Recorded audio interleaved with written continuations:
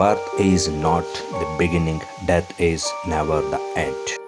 మరణం తరువాత ఏంటి? కోరికలు తీరగా ఆత్మలు ఇక్కడే మిగిలిపోతుందా? అవి మనకి ఏమీ హాని చేయదా? పిండం ఒక హారర్ ఫిలిం. ఒకటే లొకేషన్లో ఒక పెద్ద హౌస్లో జరిగే కథ. ఒక ఫ్యామిలీ శుక్లపేటలో ఒక హౌస్ పర్చేజ్ చేసి ఎంట్రీ అయిన తర్వాత జరిగే విచిత్రమైన హారర్ ఇన్సిడెంట్ ఈ ఫిలిం కథ.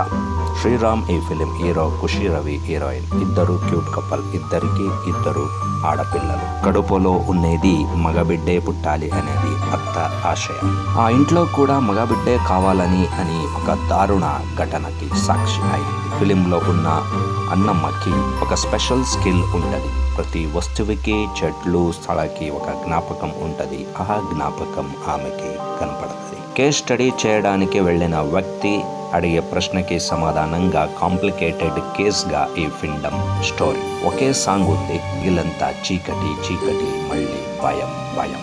శ్రీరామ్కి కూడా ఆత్మలో దర్శన ఇస్తవి, కానీ భార్యకి ఇలాంటి అనుభవం జరగదు.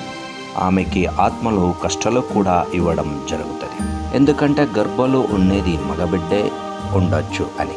ఒక తండ్రి అత్యంత దారుణంగా 4 ఆడపిల్లల్ని హత్య చేసేసి మీకు ఈ ఫిలింలో ఉన్న ఆర్ఆర్ కన్నా ఎక్కువ భయం కలిగిస్తుంది. వాళ్ళు సచ్చిన తర్వాత ప్రేతం అయి భయం కలిగించే మొదటే జీవితంలో ఉన్నప్పుడే చాలా భయం కలిగిస్తారు. మెయిన్ ప్రాపర్టీ అంటే ఇల్లు.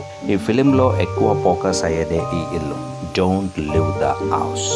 మగబిడ్డే పుట్టాలి అనేది అప్పుడు ఇప్పుడు ఎప్పుడూ అయినా ఉన్నదే ఈ సొసైటీ. ఈ ఆలోచన ఎప్పుడు పరివర్తన అవుతుందో ఏం చూడాలి. Thank you for watching and listening.